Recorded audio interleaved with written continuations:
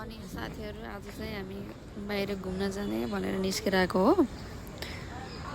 उयो हस्पिटल अनि रुममा उयो हस्पिटल रुम गरी अनि एकछिन चाहिँ माइन्ड फ्रेस गरौँ भनेर यसो बाहिरतिर जाँदैछौँ सबैजना मिलेर। हामी गाडीमा चढिसक्यौँ।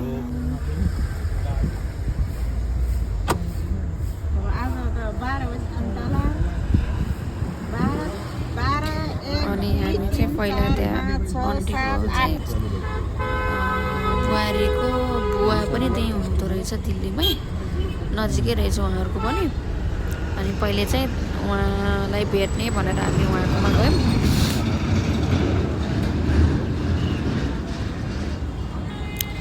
अनि त्यसपछि हामी एउटा मलमा गयौँ, त्यहाँ यसो घुमौँ भनेर।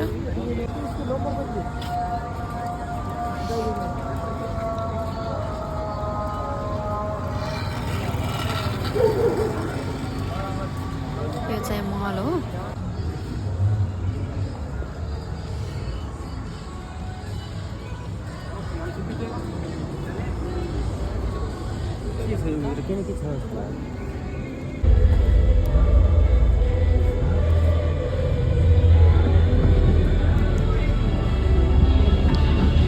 त्यहाँ चाहिँ बच्चाहरूको लागि चाहिँ यस्तो खेल्ने पनि राखिदिएको रहेछ।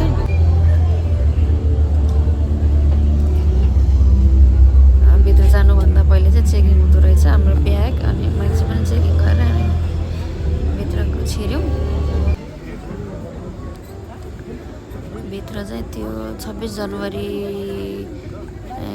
पछिको है, 26 जनवरीमा चाहिँ हामी 26 जनवरी पछि गएको हो नि त उता। 26 जनवरीमा चाहिँ त्यहाँ यो मलको बाहिर चाहिँ ऊ राखेको रहेछ क्या, सेल टाइपको राखेको रहेछ।